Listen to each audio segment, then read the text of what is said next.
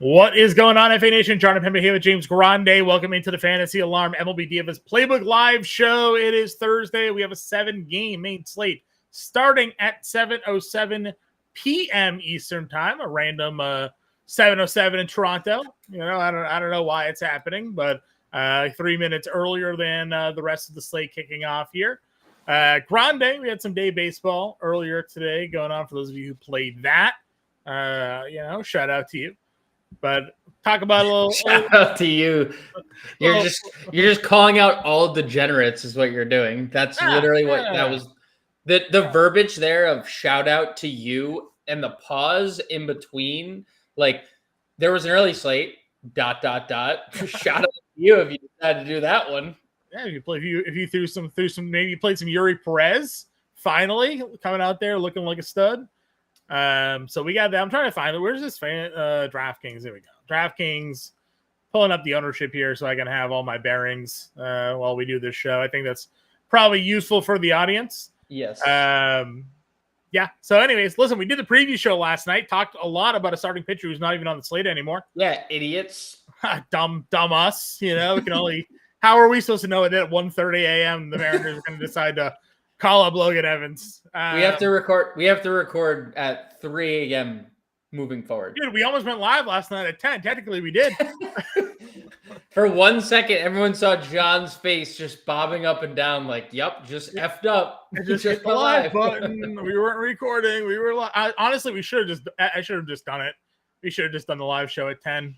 But anyways, so we talked a lot about Brian Wu, not on the slate, which means we now have to kind of reshuffle our thinking here on where we want to go. Actually might make it a little bit easier for you because you were a big Seth Lugo fan and we liked Brian Wu.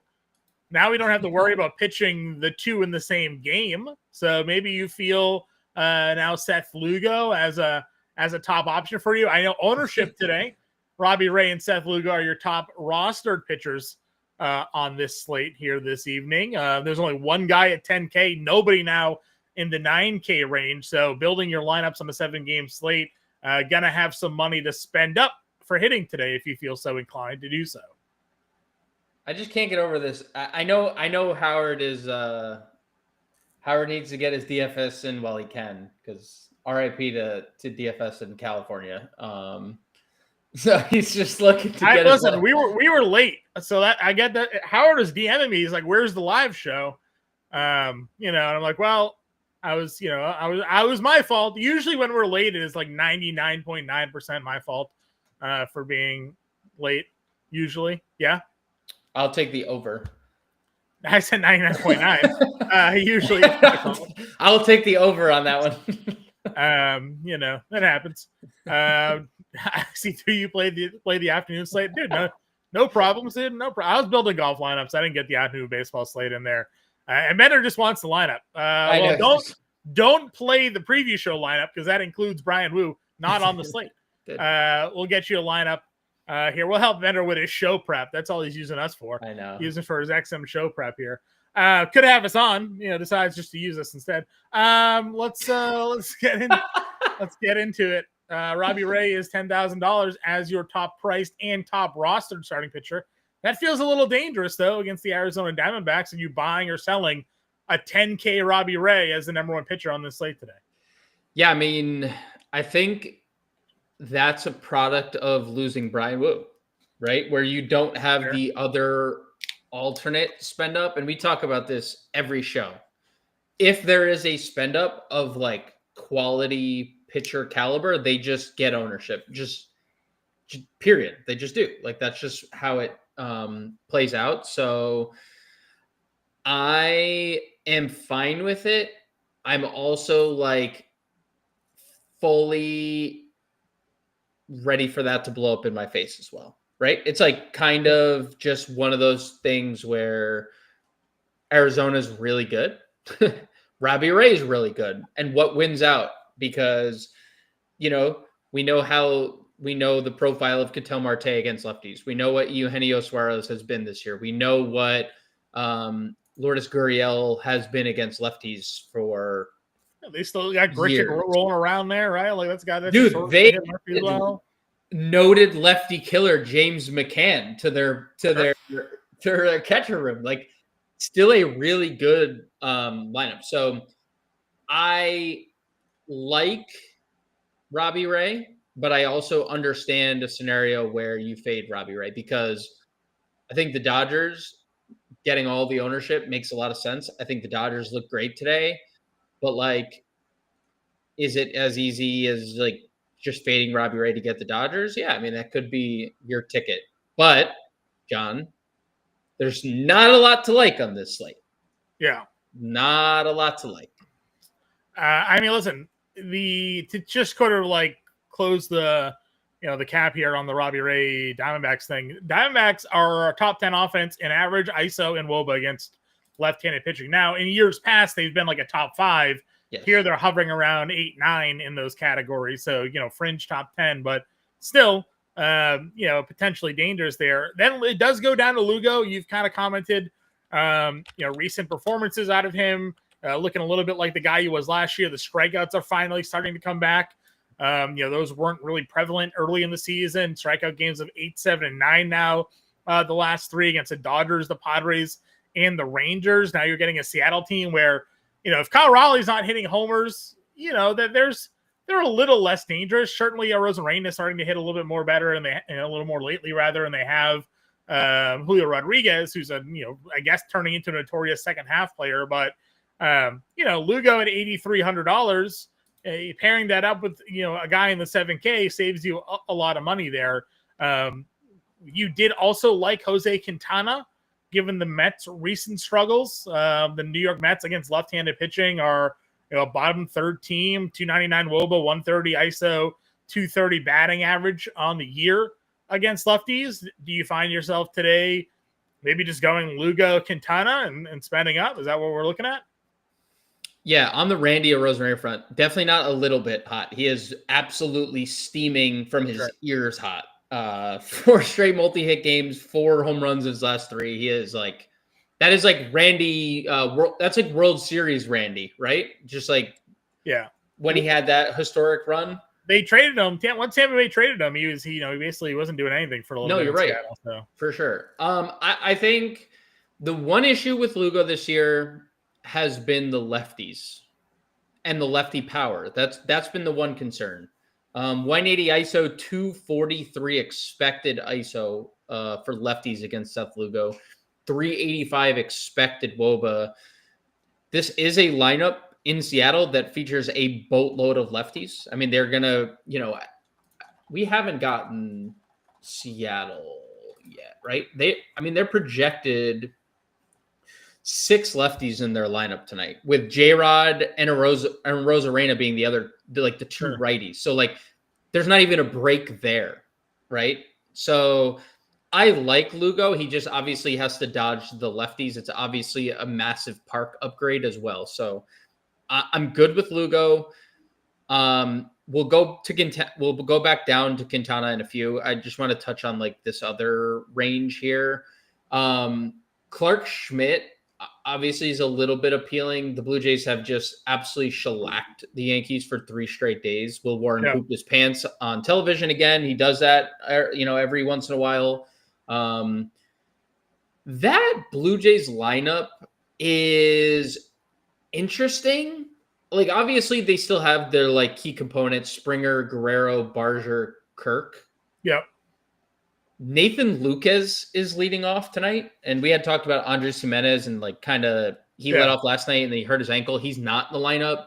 They're still without Bichette, right? Yeah, still without Bichette. Leo Jimenez is playing tonight. Davis Schneider, I know he had 2 home runs last night, but like Davis Schneider is not a typical feared player. And then Will Wagner and Ernie Clement against a righty. Like, Clark Schmidt's been very good this year. So on a spot with like not a lot of good pitchers, I know this isn't your typical like good strikeout spot. I would consider Clark Schmidt just because the lack of like depth we truly have. I think David Peterson is a good pitcher in kind of like a toughish spot. When you look at like a lot of numbers here, the guys in the Brewers lineup that you would expect to be doing damage have not really done damage against lefties this year. Like Christian Yelich, I know he's lefty, but has done nothing. William Contreras has done, I mean, he has an 0-14 ISO against lefties. That's a real number. So like you're getting beat by like Hoskins, Collins. We know Joey Ortiz has been better lately, and Jackson Chourio has been good, but the numbers kind of look, he's a 4.12 BABIP, and they kind of look fake. So I think David Peterson's like a good pitcher as well, and I'd be willing on a slate like this where there's a lot of bad matchups and a lot of, not great quality pitchers. I would just be more willing to use quality arms. I've said that all year, right? On bad pitching slates, I'm more likely, even if it's like not a strikeout spot or they're facing a team that's hot, like I'd be more likely to use a good pitcher. So like any of the top 4 guys, I think you can really make a case for using, because after that, like the field's going to gravitate to Dustin May, and it's solely based on the matchup against the White Sox. But like Dustin May has not really been a good pitcher this year. And even when you look at some of the stuff, like righties have a 333 WOBA, 371 expected WOBA, big fly ball rate for a guy who should be getting a lot of ground balls, 189 expected ISO for righties. So like, and lefties have a 204 ISO, 336 WOBA on the year. It just hasn't been great. And I obviously understand that the White Sox are what they are. And at least the perception of the White Sox is what it is. But you can't look at the White Sox right now and tell me that they've been like the offense that they were last year, or the offense. I've been telling you this for a month now. It feels like, for right? Sure. And having pitched Clayton Kershaw yesterday, I was biting my nails for half the start there. Still gave up 9 hits, but a lot of hits. Every 3 seconds you're like, there's a ball to the wall. No. Conforto's literally robbing home runs. Robbing home runs. On air, I messaged you like, Michael Conforto literally just saved your ass. I'm with you. He's not pitching well, and guys on the White Sox are maybe starting to hit a little bit back. I mean, listen, Andrew Benintendi for a while in Boston was a very good player. Struggled a little bit, but he's starting to find his rhythm again. Like, this was the number 1 hitter in college when he was drafted, right? Like, he was a highly touted prospect, that just kind of refiguring out his swing now that he's healthy and whatnot. So there could be some thump in that lineup, I'm a little like concerned, like Justin bringing up that he may be better at home. That's not a great argument for me, because this ballpark is such a home run heavy park. Like this park plays so well to home runs, and it always has. There's wind blowing out tonight as well. It's not like a park you look at and you're like, man, like I get, like, you're a multi-entry player. Yeah. So like you're going to have, Justin, like shares of Dustin May, but I'm a little skeptical, and it might just be product of the slate. It's a bad pitching slate. But like having shares of Dustin May versus having him as your primary pitcher, I think are 2 different things. I don't want Dustin May to be like a primary pitcher of mine. If I'm playing single entry, I'm just a little scared by the quality of pitcher that he has been. But sure. And for what it's worth, the White Sox on the home run front, and since the additions of Kyle Teal and Maedroth and Cuero, who had 4 hits yesterday, and I mean, it's just been a better team. It's just been a better team. I agree. Any other pitchers here that you'd be looking to use? Yeah, I mean, the Quintana thing is real. And you had kind of alluded to what the Mets have been this year.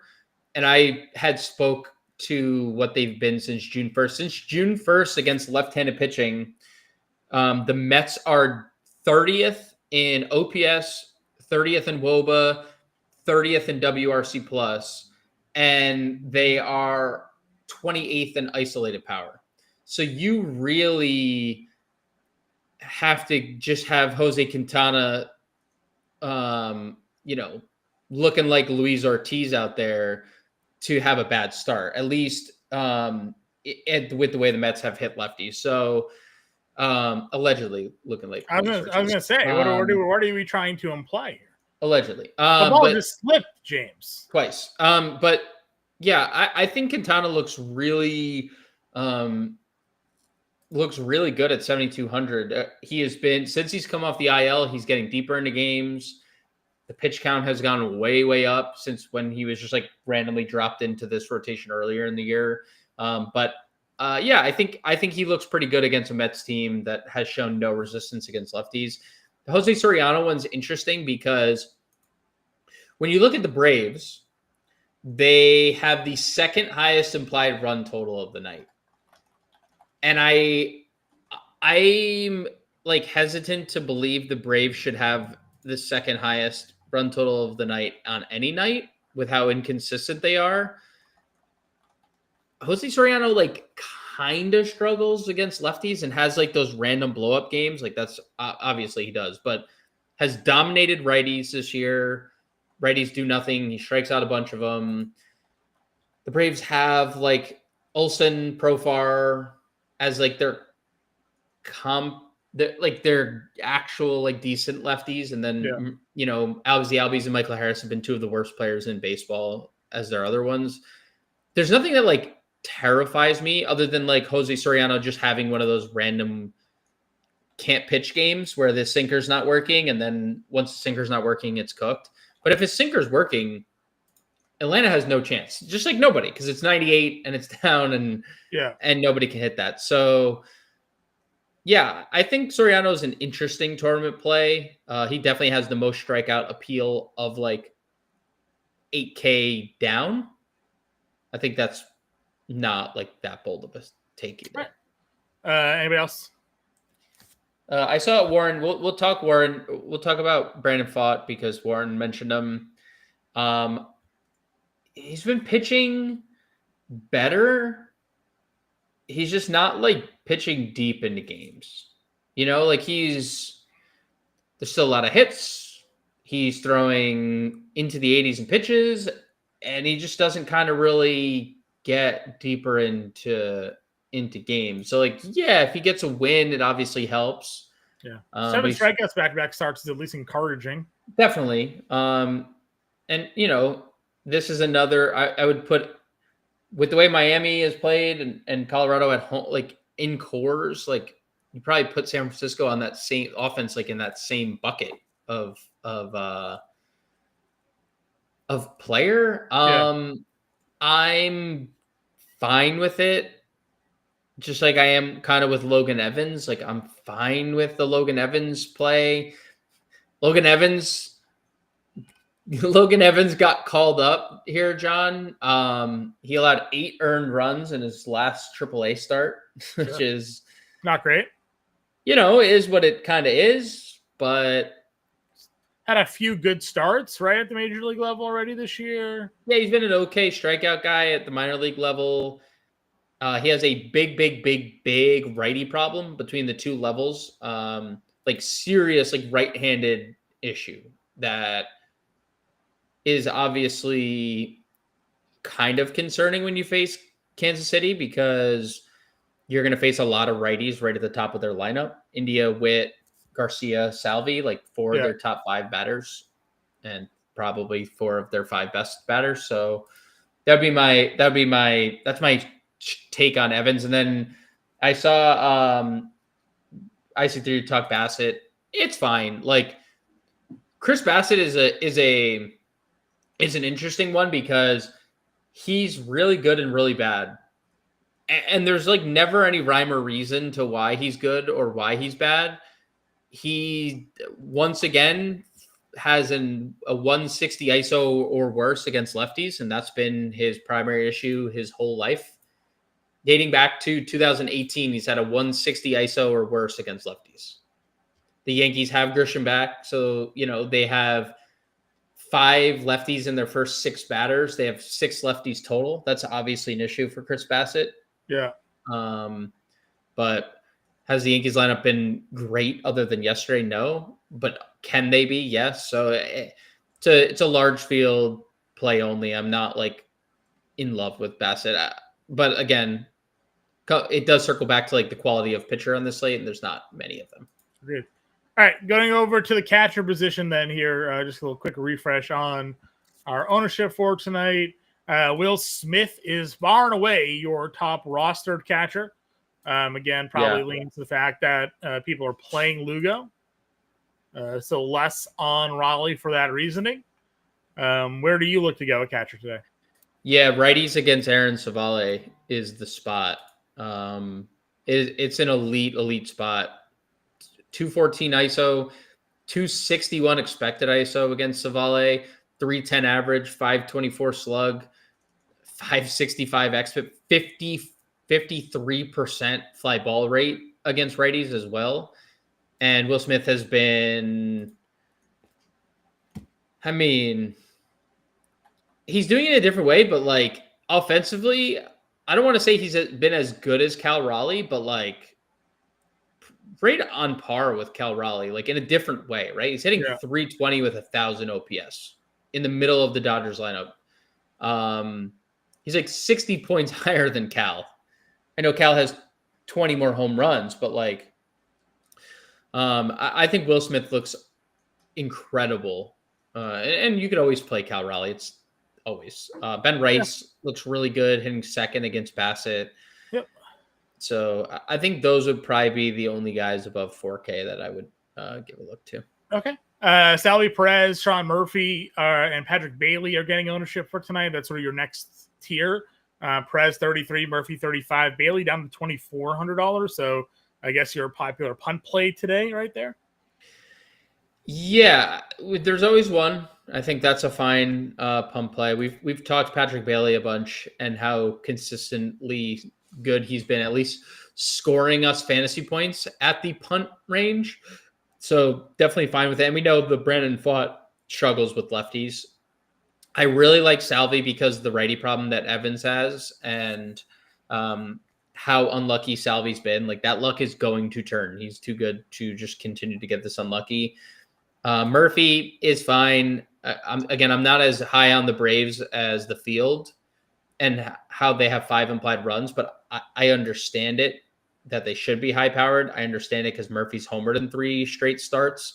I would kind of prefer Logan O'Hoppe to Sean Murphy. I think the spot for this Angels lineup is super elite. Righties are killing Bryce Elder this year. 255 ISO, 549 slug, 381 WOBA, 2.2 home runs per 9 innings, 44% hard hit rate. And I know O'Hoppe goes through these like big ups and downs. Like it's such a weird like roller coaster ride with O'Hoppe, but he has like double dong upside. He's had multiple 2 home run games this year.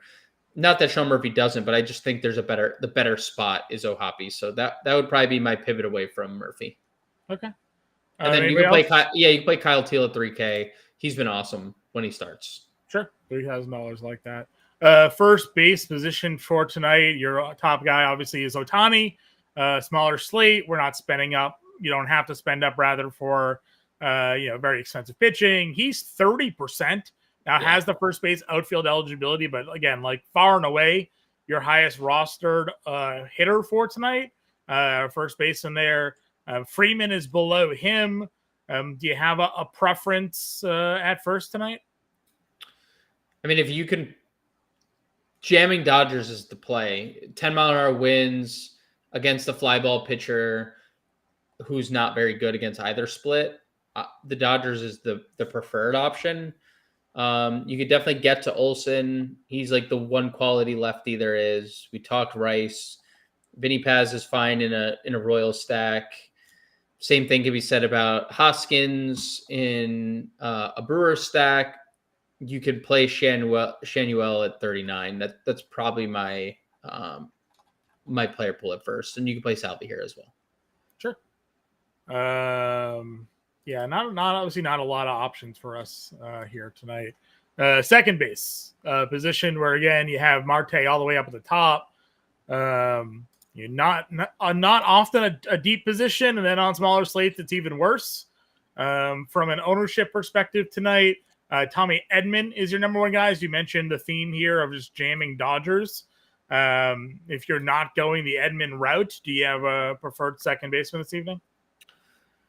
Yeah, I mean, I'll just skip down to the second baseman in the same game. Jorge Polanco and Jonathan India would probably be the two guys for me. Polanco gets Lugo, has been, obviously the start that he had didn't sustain that, but has been fine, has been good against righties this year. Seth Lugo has a lefty problem. And then Jonathan India, pretty unlucky, gets the Evans matchup. So, yeah. Any interest in a Blaze Alexander backup and hitting sixth? Shout out to Blaze Alexander for making it back. Hitting sixth. That's what I got for you. No, I do think Nico Horner becomes a little bit more interesting with Cantillo starting. Sure. And Nico Horner has also been super, super good lately. So that would be another play that I'd give a look to. All right. Third base, Jose Ramirez, Jazz Chisholm, Eugenio Suarez, and Rafael Devers are your top four. They're getting Devers under 5K with the recent struggles for him. You do have Fod who struggles against lefties. Maybe a spot for him to break out in Arizona tonight. Yeah, I think you could play any of the top names. Cleveland is going to have a problem tonight with Horton because Horton struggles with righties, and they're playing with Lane Thomas. That's their only righty tonight. But Jose Ramirez can do damage against anybody. Jazz has a great spot against Bassett. Eugenio can homer against anyone. Devers, yeah, as you mentioned, sub 5K. I don't have a problem with any of them. Love Michael Garcia too. I know he's kind of slowed down, but I like the dual threat capability of Michael. So 4,200, I think he looks great. So I'd basically play anyone Garcia up. Okay. Mets Brewers are going to be delayed start. If you checked out the Roth report there, he said that's probably the best case scenario, late start, and then play clean. So that game should go off, unless they really don't want to wait. But they're going to delay the start to the Mets Brewers game. So at least take that into consideration when building your lineups. Any other third baseman here for you? Yeah, I mean, you could play Barger, who just continues to rake each and every day. Riley's your ownership leader here. Yeah, everyone wants to play the Braves. I get it because Soriano has like blow-ups, but also he struggles with lefties, and the Braves don't really have many quality lefties. They have Olsen, they have Profar, who we don't even know if what the quality is going to be long term. Yeah. But I mean, the price for Riley is obviously the appealing part. Yep. Shortstop Mookie Betts is currently your highest rostered player, up over 20% tonight. Because again, the theme of playing Dodgers there. Bobby Witt and Francisco Lindor, your next two. I still like Nato at 5K. If he's going to be the lowest rostered of the top group, I'd play him versus Elder tonight. Yeah, I think I have Witt ahead of Nato, but I think that they're 1 and 2. I don't know if this shoulder is bothering him still because he hasn't looked great in his return. And it's not like he had the toughest matchup. And I'm not saying that doesn't mean he has to hit against them. Holmes and Fuentes, right? Were the two pitchers there? Yeah, but especially Fuentes. I don't know if the shoulder's still bothering him. He just seems like a dog and he'll play through anything. So that obviously remains concerning. But the righties have killed Bryce Elder. But so have righties against Logan Evans. And that's kind of why I think Bobby Witt's my favorite shortstop today. We're getting elite version Bobby Witt right now. Multi-hit games in 3 of his last 5. Hits in 6 straight. Stolen bases in back-to-back games. The only thing that is starting to lag behind is the home runs, and he still has 11. So I think Witt slightly ahead of NATO for me personally. The Mookie one is fascinating because like people just think Mookie's gonna break out of this, and it is a great spot, but he has been dreadful, and there's no other way to say it. He's just been dreadful. Value at this position today, it looks like Oswaldo, 26. Peraza? Yeah. I'm good. I'll play JP Crawford at 36. Sure, leading off. And Joey Ortiz at 3K. But I don't even love the Ortiz one. The numbers for lefty against lefties don't look like they did last year. No. He had just had like a little bit of a run a week ago, basically. Yep.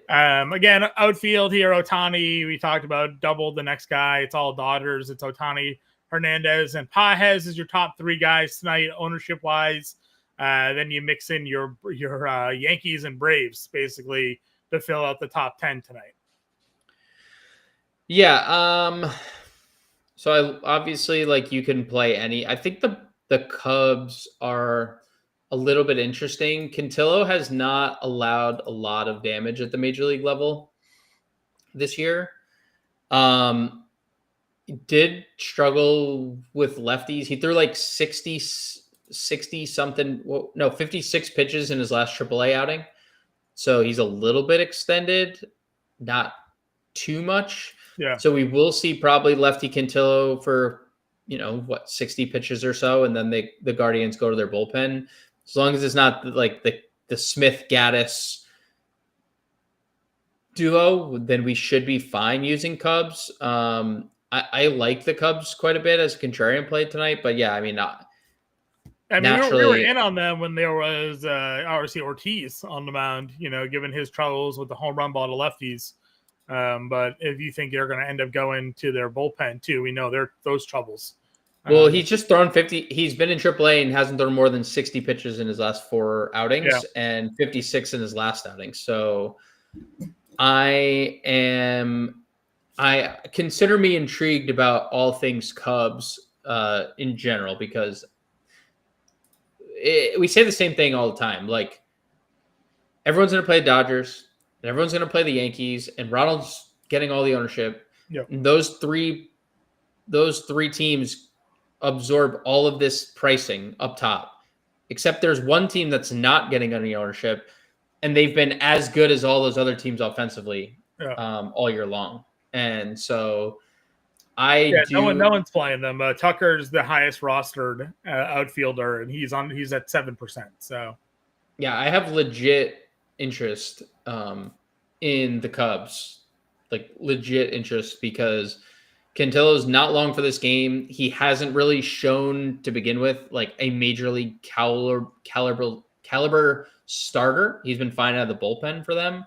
And that dates back to last year. So I think that I have some pretty strong to very strong interest on the Cubbies here. Sure. Mike Trout, you mentioned obviously righties against Elder. So you have basically all of the Angels outfield tonight. Trout, Adele, and Ward all in there against Bryce Elder tonight. There is some interest in San Francisco with their outfield against Fott, with Ramos and Yastrzemski getting some ownership love here as well. Bender has the Pages over 1.5 hits, runs, and RBIs. He's $4,200. Grisham leading off at $4,200. Haps 41. Joe Adele's 4K. Lourdes hitting third tonight at 4K. So plenty of mid-tier options for us. Yeah, I did the Pages over 5 fantasy hitter score, more than on Prize Picks tonight. So I am in lockstep there. 5 seems crazy low for Andy Pages. How good he's been against righties. I think Trout looks great. Teoscar looks great because the righties. Pages looks great. He's dominated against right-handed pitching. Another home run against them last night. To your point, Howard, Suzuki always against lefties, which we kind of talked about. You can play Bellinger. You can play Helio. Jung-Hoo was a home run shy of the cycle last night. We know how bad he's been has been against lefties throughout his career. I like Taylor Ward for a home run. Randy Rosarenda's homering against anyone. Play Grisham back in the lineup, leading off. Ian Happ, 41. Joe Adele hitting 5th.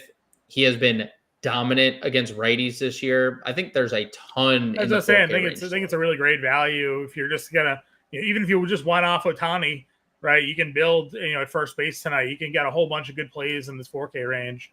You want to go down a little bit further here.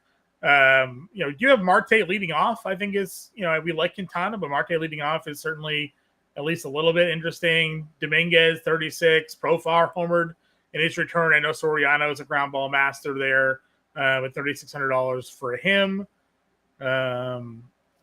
Let's see. He didn't just homer. Yeah. I mean, he basically hit it almost out of the ballpark. He was sitting on that one. Soler, again, a guy we know hits lefties really well, but Elder and his righty problems, Soler always live to hit one out. Would you play Astoria Ruiz if he's in the lineup tonight? Probably. I would too, because Savali has a righty problem. I mean, and also obviously easier to run on. The guy has insane stolen base upside. So very strange how his whole athletics career. Well, he was shit talking the team, and they just sent him down. Remember? Well, yeah. Well, yes, but also they have a pitcher doing that, and he's still pitching for the team. Well, he's also the highest paid. He's also the highest paid pitcher in there from a guy on a rookie deal versus all that money. Dominguez, but I don't know if you said Dominguez. Benintendi, 29. Would definitely play. Dude. Would definitely play. Would not be surprised to see a Benny Biceps home run tonight. He has been good to quite good. He has been good to quite good. Well, a little better lately. Cags is 28. If there was a chance, right? Yeah. It's not Brian Wu tonight. 7, so. Yeah, idiots. All right, let's get this core going. Are we doing Lugo Quintana, Lugo Ray? What's the SP2 for you here? Why is Lugo the definitive SP1? You've been on him all night. No, wrong. Not wrong. Ownership's on him. Ownership's on him. You like him. And listen to the tape. Nah, he's fine. Well, tell me where you want to go. What's the Andy Pajes, first guy in the lineup. Pages. Pages. Dodgers. Pages. Mr. Ohtani. Ohtani.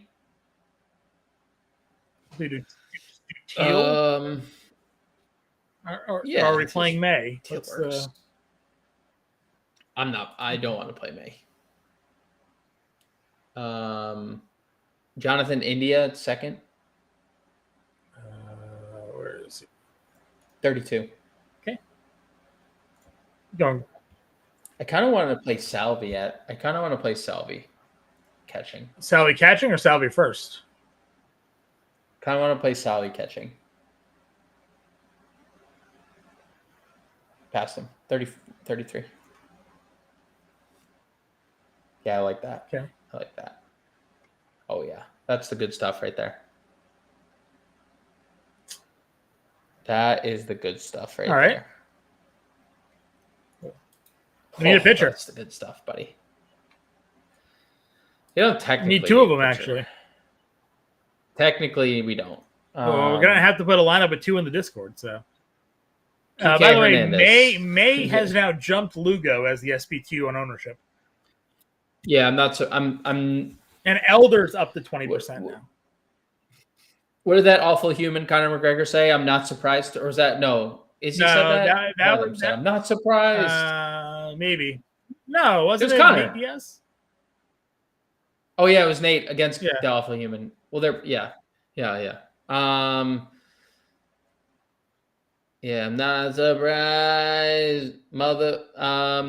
I mean, you Yeah, clearly. I mean, I don't disagree. Play Lugo. Play Lugo. Okay. Play Lugo. I mean, if we did Lugo Ray, that's $3,600. And it's probably not as much Dodgers as we want to get there. Depends where else we do for value. I mean, third base, play like Rengifo or Blade. I can't do Blaze because we're playing him. Durbin. We don't need to play Rob. We don't need to play. If we don't play Robbie Ray, then we're picking Quintana or Thought. Yeah, I mean, my Jose Quintana propaganda, I will allow it to spread onto the show because I think it's a great matchup. The Mets have not hit lefties well. By the way, we just got an update, and now Lugo's the number one pitcher. So, by the way, it's a tough spot for. Suns are going to buy out Bradley Beal. Wow. Blown it. Okay. 4,300. Let's get biceps. Biceps again. Try to type his name in all the time with the nickname. Doesn't work that way. All right. $4,800. Third base, shortstop, outfielder. We'll leave you with this, and we'll put the full lineup in the Discord. So make sure you go check that out. Sign up for free at Fantasy Alarm to get in the Discord. Or if you want to take advantage right now, we have our 4th of July sale going on. As 25% off any product in the Fantasy Alarm store. Knocks down the annual subscription package to $17.99 a month. Our usual subscription costs $39.97 a month. Even with this discount, that's only $29.99 a month. If you go monthly, we're basically giving it away if you sign up for the year. It's $17.99 a month. Paid annually, it's like $205. Takes you all the way through this time next year. Well, guess what? We'll probably have another sale going on. So now's the best time, honestly, to sign up ahead of your fantasy football drafts, ahead of the NFL DFS season, NBA DFS, where myself and Grande do all the work for that as well, to get you guys ready to win some money. So fantasyalarm.com/USA, or scan that QR code right there on the screen. Promo code USA25 at checkout will get you that discount. You can also get a 25% discount by joining the Founders Club. Fantasy Alarm is launching fantasyfootball.ai. It's an fantasy football AI assistant that takes into account all of our proprietary stats, rankings, projections, over 30 API feeds to help you with your upcoming fantasy football season. Ask it questions and it will deliver answers if you're asking the Fantasy Alarm family themselves. It's not getting answers just from a computer. It's taking Howard Bender's rankings. It's taking Andrew Cooper's rankings. It's taking our content articles. It's taking our projections. It's taking all the good stuff that we put on Fantasy Alarm, and it's going to give you an answer. It's not replacing us. We're still going to be here to help you guys out. You can still get us in the Discord. But if you want that question answered quickly, we're going to have Fantasy Football AI available to you. Sign up now. Join the Founders Club. The first 1,000 people to sign up as beta testers will get a 25% coupon as well to use. And it's completely free to sign up. So sign up, put your email address in, become a member of the Founders Club here, and test out our newest feature at Fantasy Alarm, fantasyfootball.ai. That will be coming to you guys right ahead of the fantasy football season. Grani and I, no live show tomorrow with the 4th of July. I'll be on the beach. I don't know what James is going to be doing, but we'll have a playbook out. We'll have a preview show out for the early slate for you guys tomorrow, and we'll be back with the live show on Monday. We appreciate you all tuning in with us. Happy 4th. We'll catch you later.